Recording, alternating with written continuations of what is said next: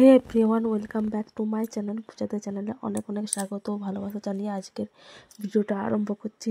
তো আজকে কোনো ব্লগ ভিডিও নিয়ে আসেনি, তোমরা সেটা ভিডিওটা দেখেই বুঝতে পারছো। আজকে একটা রেসিপি নিয়ে এসেছি, সেটা হলো বিয়ে বাড়ির স্টাইলে টমেটোর চাটনি। বিয়ে বাড়িতে কাজ করে, অনুষ্ঠান বাড়িতে যে চাটনিটা দেয় টমেটোর, সেই চাটনির রেসিপিটা তো মানে তোমাদের সাথে শেয়ার করবো। খুবই ইজি দারুণ। তো দেখো, এখানে আমি 1 কিলো টমেটো নিয়েছি, আর সঙ্গে আছে তোমার আমসত্ত্ব, কাজু বাদাম, কিশমিশ আর তোমার খেজুর। তো এগুলোই লাগবে। তো তারপরে দেখো, কড়াই বসিয়ে দিয়েছি। কড়াইতে সামান্য তেল, বেশি তেলেরও দরকার নেই, সামান্য তেল আর গোটা লঙ্কা আর 5 ফোড়ন। তো এগুলি দিলেই ফোড়নের জন্য এই দুটোই যথেষ্ট। তারপরে দেখো, টমেটোগুলো আমি একটু জাস্ট নেড়ে নেব, মানে ভাজা ভাজা করে নেবো আর কি। বেশি ভাজবো না, একটু সামান্য, কারণ টমেটোতে তো জল আছে, এটা ভাজাটা সম্ভব না। জাস্ট একটুকুনি তোমার একটু নাড়াচাড়া করে নেবো আর কি। তারপরেই তোমার ঢাকা দিয়ে, আর এই চাটনিটাতে কিন্তু কোনো জল ব্যবহার করা যাবে না। এই টমেটোতেই যা জল বেরোবে এটাতে এনাফ আর কি। তো তারপরে দেখো, নুন দিব, সব পরিমাণ মতো নুন।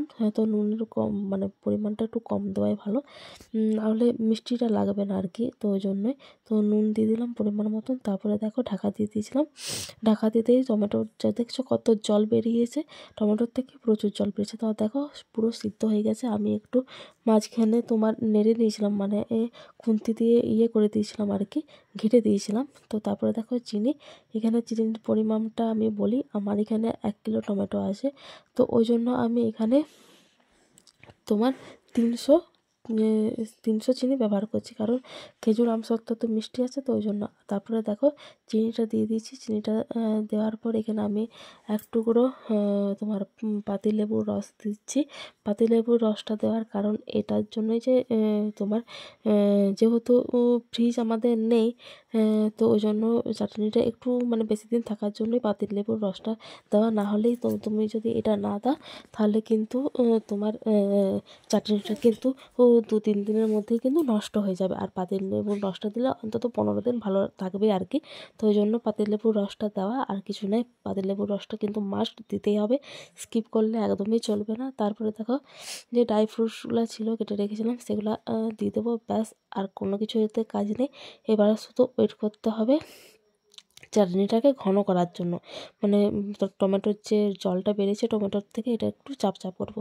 তো তোমরা ভিডিও আমার দেখে বুঝতেই পেরে গেছো যে আমার কিন্তু অনেকটা ঘন হয়ে এসছে। ঠান্ডা হলে এটা আরও ঘন হয়ে যাবে। তো এর থেকে আমি আর বেশি ঘন করব না, এমনিই রাখবো।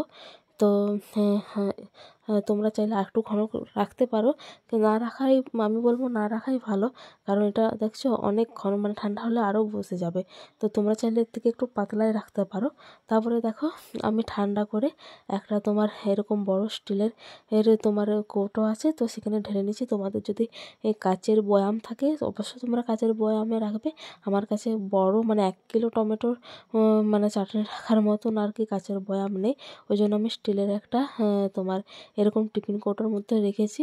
তো আর একটুখানি গরম আছে, ওই জন্য দেখো আলমারির ভিতরে তোমার রেখে দিয়েছি আর কি, ঠান্ডা হোক, তারপরে ঢাকনা দেবো।